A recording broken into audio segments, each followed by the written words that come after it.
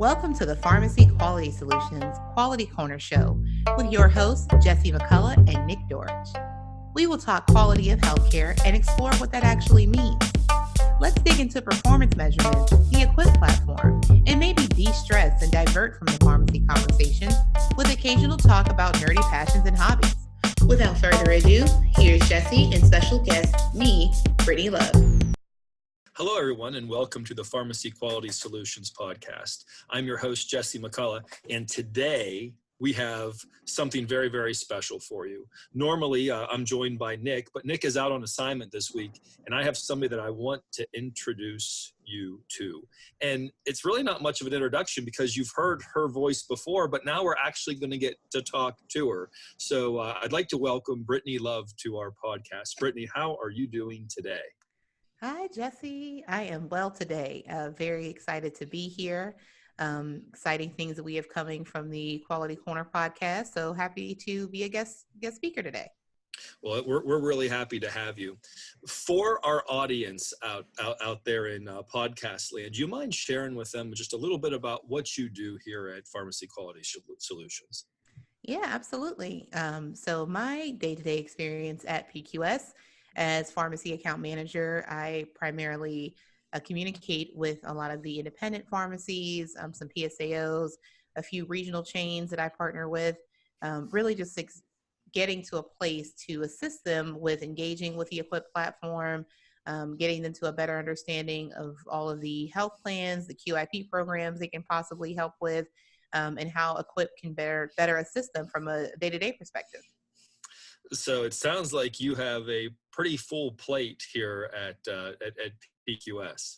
I absolutely do, but I had plenty of time to take a part and be a part of this podcast. The other episodes that you and Nick have recorded have been awesome. So hoping that I can assist in partially filling shoes here while Nick is out on assignment this week.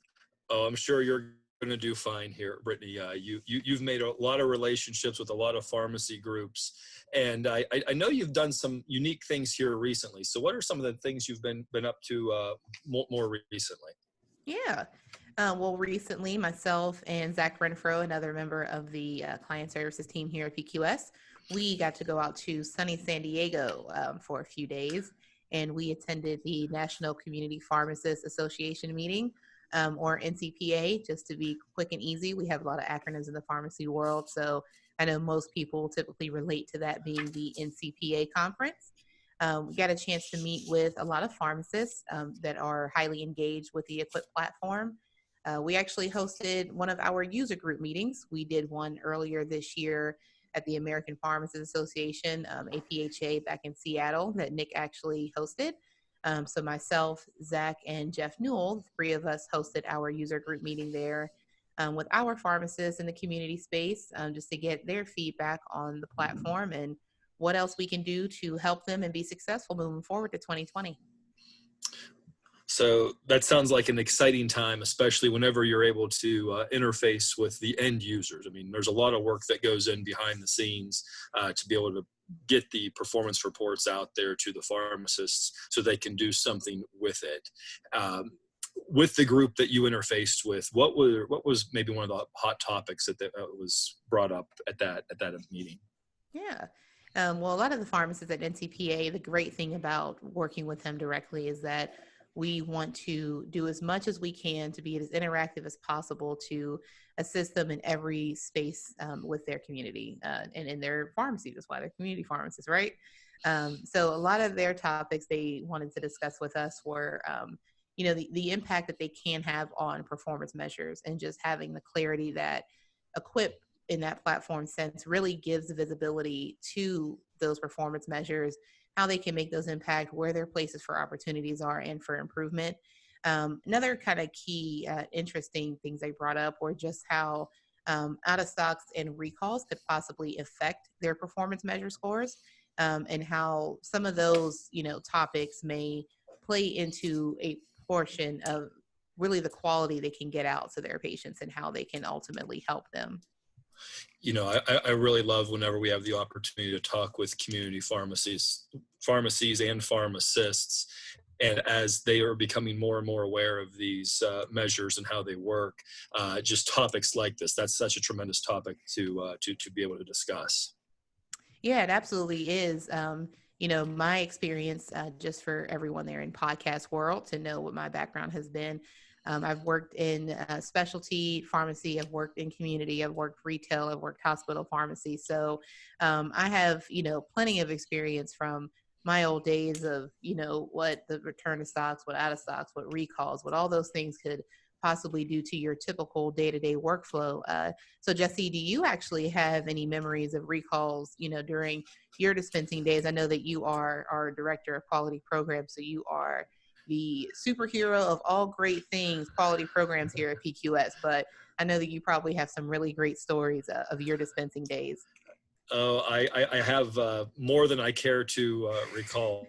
I can remember a class 1 recall on epinephrine auto injectors, and trying to get a hold of, primarily of parents, to make sure that they had an appropriate product. I can remember some tough times with getting some thyroid medications, and this is really going to age me, but I remember we got to be the end of the year, and you couldn't get your hands on propoxyphene tablets. And whenever you start dealing with controlled substances and not having enough of that was those were some tough times back then, to be able to deal with those. But those all happened in the days before we had performance measures, right? And now there's an added level of complexity that's put into the marketplace because of the performance measures. Absolutely. And I guarantee you, Jesse, these days and times probably can't say propoxyphene 3 times fast at this point. No, I can't say it 1 time fast. Yeah, so it was a very different time than for, how pharmacies are expected to perform, now on a day-to-day basis when they have these medication-related quality measures that they have to adhere to. And definitely having those medication shortages and recalls can absolutely affect what your performance is and how you can put into it today. So what would your approach be? What's a recommendation that you would give to a pharmacy? We are absolutely client facing and we speak to the pharmacists often, but again, great to hear from you on what your approach to quality and those measures would be today. Absolutely. I would tell you, Brittany, that I would approach this from 3 points. I'm more of a 3D type guy, if you will, but the 3 points that I would look at would be the technical angle, the clinical angle, and then the tactical angle. Okay. So I know for the most part, from a clinical and tactical perspective, I think most community pharmacists or other just pharmacists in general aspect will probably get exactly what that means. But from a technical perspective, what do you mean? Do you mean including EQuIPP in their day-to-day, which was what we always want to promote, right? But, what's your technical perspective of that? Yeah, I'll tell you, some of the best growth I have had professionally in the last decade has been to get a better understanding of the different performance measures that exist in the marketplace. And that's what I mean whenever I say technical. I think we need to make sure that we have a good understanding of the technical nature of the measure.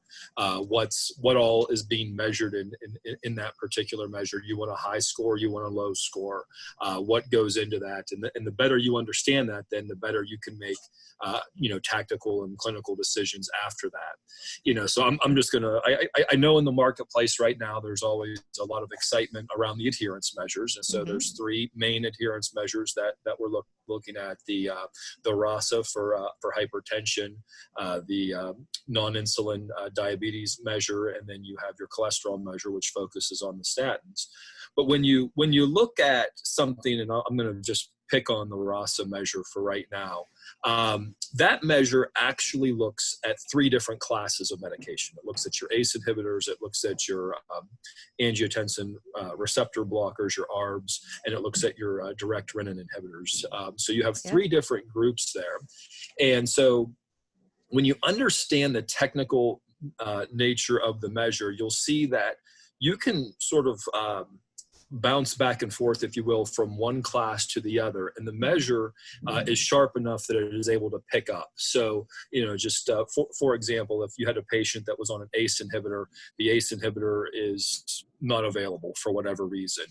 You can switch to a different class within that measure, and the measure keeps on keeping on, and the patient can look adherent. Yeah. If you were to have a scenario where you have a patient on an ACE inhibitor, the ACE inhibitor is no longer available, and you switch to a class outside of the measure, then what happens is that patient can look non-adherent. They can still be treated for hypertension, but the measure is not capturing, and the measure is looking for that patient. So I think that's something that's very, very important for our pharmacists out there in the community to understand is that, you actually have a pretty wide channel. And I would even suggest that if you looked at the diabetes measure, you have a wider channel because there's so many different classes of non-insulin diabetes meds out there. But measures are always looking for something in that class to be measuring. Yeah, they absolutely are. And to piggyback off of your comment there, Jesse, just in regards to, being on one medication that will be in the RASA class versus one that's not, if you're looking at a patient who is taking their oral diabetics, they're taking them month to month, and then they have, some kind of change where they're leaning then into now getting an insulin medication, that those things are not being calculated in the measure distribution. That's no longer a pharmacy data claim that we would be taking internally to actually put that back out into your performance scores. So, once we look at those things technically and we're able to check those boxes to say, yes, this patient we've done what we could as, from a pharmacist perspective of getting them on these medications that are in those right classes, you would then recommend that we're wanting to look to those patients into the format of how they administer care from a clinical perspective. Is that the kind of the right frame of thought in that perspective? Yeah. Absolutely. So the first thing I would look at would be the technical. The second thing would be the clinical. So we have a lot of different drugs in the marketplace. Some have different indications or different uses. And that's something you want to make sure that you're that you're addressing as well. There's probably a lot of sort of blanket statements you would make about a class of medications, but some do have more specific indications that you need to be aware of. And if that's what you're dealing with this particular patient, you want to be alert to that. It's not just, it's not necessarily a cut and paste, from point A to point B. So I would make sure that we are on the right page clinically with the diagnosis that the patient has, and that we're moving forward in the right direction there. Absolutely. And then when we're looking at that third and final approach, we've touched on technical, touched on clinical, so we have a better understanding of that. And of course, again, speaking to what pharmacists would know day to day, their tactical approach would have to be what they would do every day in the pharmacy, right? And how they can get their staff and everyone involved in that process. Absolutely. I mean, my perspective is always that it takes a team to really drive these things, and what I've seen in, conversations with hundreds of stores across the country is that when a full pharmacy team is involved, we generally speaking see much stronger scores. And so when you have the full team involved, then you have different tactics that you're able to leverage with this. So you're able to take the steps if you need to get a new prescription or to get a prescription changed. Whenever any of that stuff happens, I think that the disclaimer that I need to throw out there is make sure that you're obeying all your state laws and regulations as far as what that is. I'm not advocating for anybody doing anything that's not lawful there by any means. But tactical stuff is also being able to look ahead and say, we need to get this patient changed because we don't have this product in stock. Let's be ahead of the game. Let's be proactive with that. Let's make sure that we're ordering in the products so that we're not dealing with this after the fact. And so that especially when it comes to the adherence measures, and especially as we get later in the year, these days become so precious. And having any disruption where you miss a couple of days, for any reason, the physician's out of town, you can't get a product in for another day, whatever it turns out to be, that can be quite serious for your adherence measure. And so, I want to encourage people just to be thinking through those steps and taking those steps so that you're managing your inventory, and you know that those prescriptions are going to be coming in, and you have the product to be able to match that up, fill it, and keep that patient on track for the long haul. Yeah, absolutely, Jesse. I think you brought up some really great perspectives, just from an understanding the full model of what you can really do in the pharmacy and who can all be a part of that.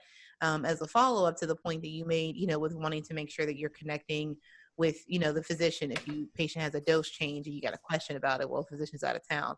I think for in lieu of the original subject of connecting with NCPA, that a lot of those community pharmacists typically are working with, similar clinicians on a regular basis, because those patients are typically, they're directly in the community, and they're usually working with the same people they see often.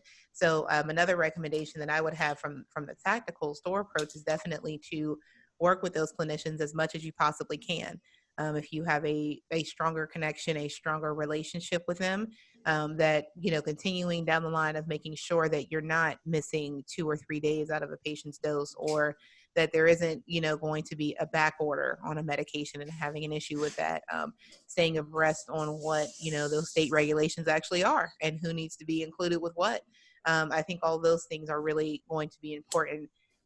Back to your technical perspective, just wanting to pull in that there's a lot of great things on the EQuIPP platform that can actually help with giving the understanding of what that technical process actually is. We have tons of resources. Our video educational library is there, where you all would actually see myself and Jesse featured in those videos.